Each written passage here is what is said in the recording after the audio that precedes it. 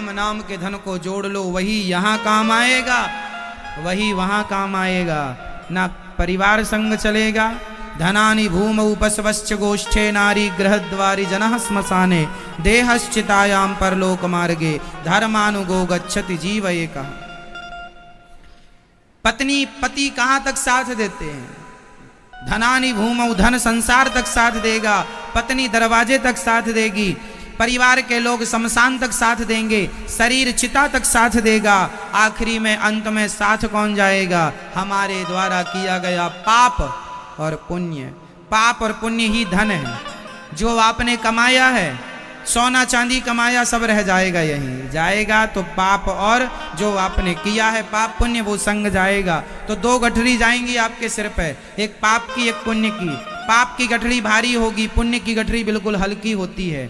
पुण्य ऐसा होता है ना, वो ज्यादा है पर है बिल्कुल हल्का, उसमें कोई बोझ नहीं होता।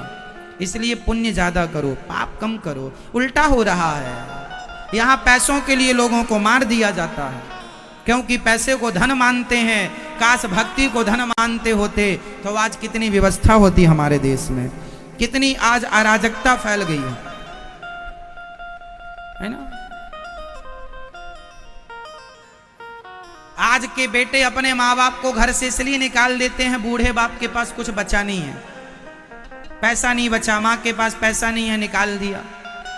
कितने बच्चे ऐसे हैं जिनके माँ बाप के पास कुछ नहीं होता तो बच्चे अपने माँ बाप को निकाल देते हैं। कुछ बच्चे ऐसे होते हैं, कुछ बच्चे ही ऐसे हैं जो बिना धन के भी अपने माँ बाप की सम्मान से सेवा करते हैं। कुछ होते हैं ऐसे, बहुत कम होते हैं वो। लालच ज्यादा है आजकल, इसलिए धन तो अब आप ही समझो कि धन किसे कहते हैं। पहले तो ये समझ लो कि धन किसे कहते हैं। तो धन किसे कहते हैं मेरी माँ? धन किसे कहते हैं? बेटा बताओ धन किसे कहते हैं? बेटा बताओ धन किसे कहते हैं? धन किसे कहते हैं? ओ भैया मोबाइल चला रहे हो लाला, धन किसे कहते हैं? हाँ मैया बताएंगी धन किसे कहते हैं मेरी माँ। मैया बताएंगी, बूढ़ी मैया बोलो मेरी माँ। मैया से कुछ पूछो तो हंस के टाल देती हैं।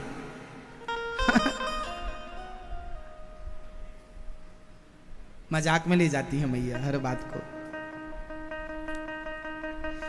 तो हमारा सबसे बड़ा धन है भगवान का भजन, भगवान का चिंतन। इसलिए काम करते रहो नाम, कलयुग केवल नाम आधारा, सुमरि सुमरि नर उतरहि पारा।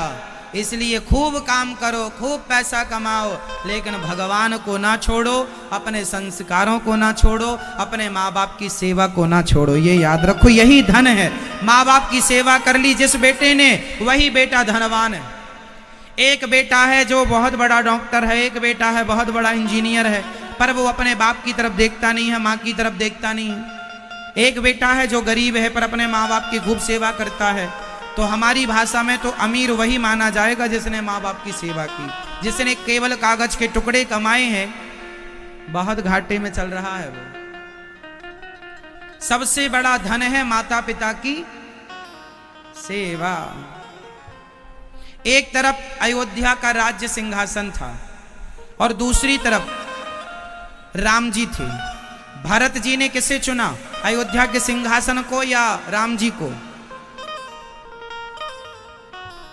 अच्छा चलो छोटा सा उत्तर देना। आज मैं आपसे एक सवाल करूं, यदि भरत जी,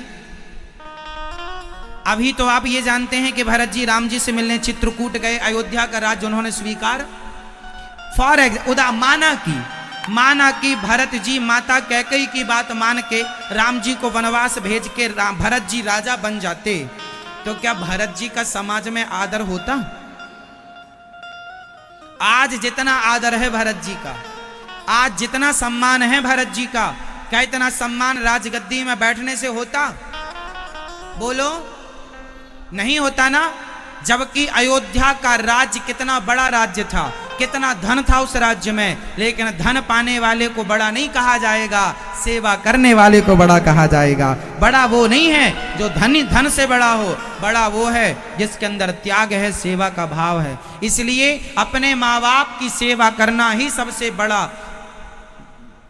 काम है, वही सबसे बड़ा धन है। हम जज हो गए, हम डॉक्टर हो गए, हम इंजीनियर हो गए, हमने बहुत पैसा कमा लिया और माँ बाप की सेवा नहीं की, तो इस धन से करोगे क्या? ये धन तुम्हें शांति नहीं दे सकता। शांति भले 2 रुपए कम कमाओ, पर माँ बाप का आशीर्वाद आपके सदा साथ है, उस धन की तो बात ही अलग है। खाने को भले रोटी ना हो हमारे पास, पर हमने अपनी जिम्मेदारी पूरी की, निभाया, सेवा की। सबसे सेवक धर्म कठोरा। सबसे कठिन काम क्या है इस धरती पर? बताओ, सबसे कठिन काम क्या है इस धरती पर? मैया, मैया, ओ मेरी मां, देखो कैसी चल रही है चुपके चुपके पंचायत। और जब हम बोलते हैं तो ऐसे बैठ जाती है मैया, जैसे कभी बोले ही नहीं कुछ।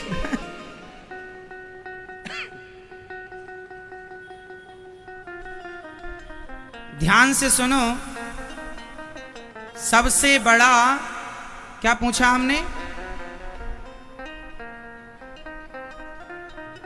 सबसे बड़ा क्या पूछा हमने? एक जन बताओ, सबसे कठिन काम, सबसे बड़ा काम, कठिन काम क्या है? हाँ, सबसे बड़ा काम क्या है? सबसे कठिन काम इस धरती में सबसे कठिन काम क्या है? इंजीनियर बनना सबसे कठिन नहीं है, IAS IPS बन जाना सबसे कठिन नहीं है, डॉक्टर जज बन जाना सबसे कठिन नहीं है, प्रधानमंत्री राष्ट्रपति बन जाना कठिन नहीं है, पर एक पुत्र बनकर, एक सच्चा बेटा बनकर अपने माँ बाप की सच्चे मन से सेवा करना बहुत कठिन काम है।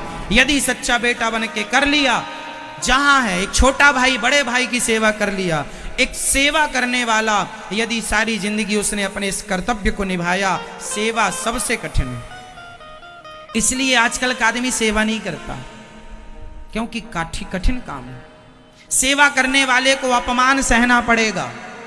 जो बहू, कितनी बहुएं मेरे से कहती है, महाराज हम तो सास की बहुत सेवा करते हैं, पर सास तो हमारी खूब गालियां देती है, हमें मन उखड़ जाता है। कोई बात नहीं, ये इतिहास साक्षी है, सेवा करने वालों को लातें बातें सब खानी पड़ेंगी, लेकिन फिर भी अपने धर्म को ना छोड़ो। इसका परिणाम बाद में आएगा, बाद में आएगा। करते रहो, करते रहो। ये संसार की नीति ऐसी है, आप जिनके साथ अच्छा करेंगे वो आपको लात मारने की कोशिश करेंगे। खाते रहो लात, करते रहो अपने कर्तव्य को पूरा। खाना तो पड़ेगा। हर आदमी समझदार नहीं है।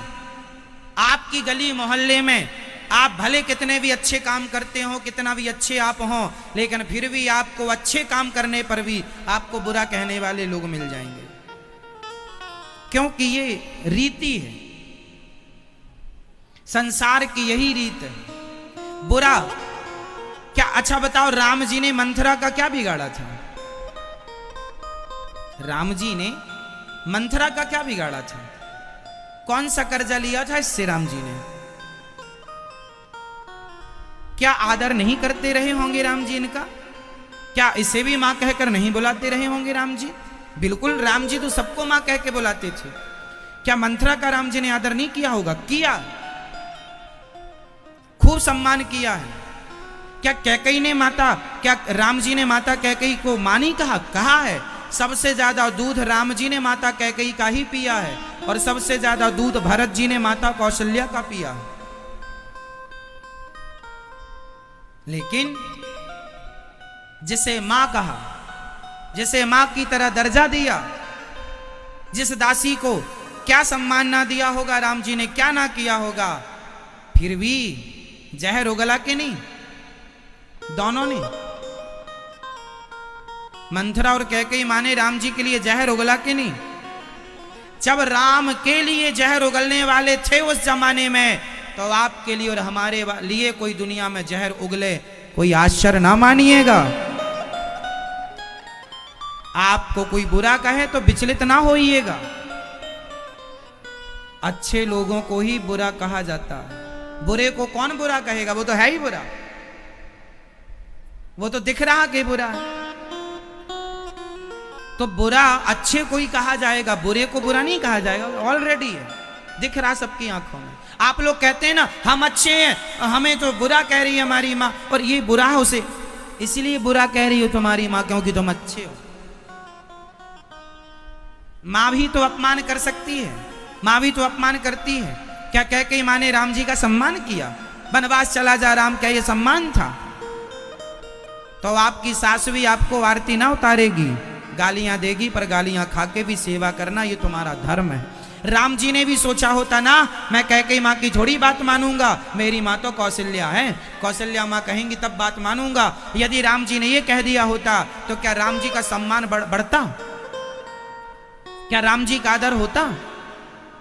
इसका मतलब ये हुआ ना सिंपल कि राम जी ने माँ की बात मानी, भले माँ गलत कह रही है, भले मंथरा गलत कह रही है, पर बात माँ की मानी क्योंकि माँ कह रही है, भले सही है गलत है। माँ बाप तुम्हें सही कहें गलत कहें, उनकी बात मान लो, और मान करके कुछ ना मानो तो सेवा का सम्मान का भाव तो बनाए ही रखो। ना मानना आपकी मर्जी, पर सेवा करते रहो, अपने से बड़ों का सम्मान। पलट कर जवाब ना दो, वो तुम्हें गालियां दें, वो तुम्हें थप्पड़ मारे, वो तुम्हें कुछ भी कहें, तुम्हें पलट के जवाब नहीं देना।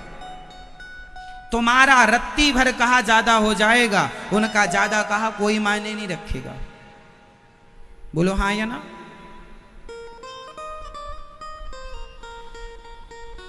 समाज ने आपको 10 गालियां दी, वो गालियां कोई नहीं देखेगा, पर आपने किसी को एक गाली दे दी, वो संसार देखेगा।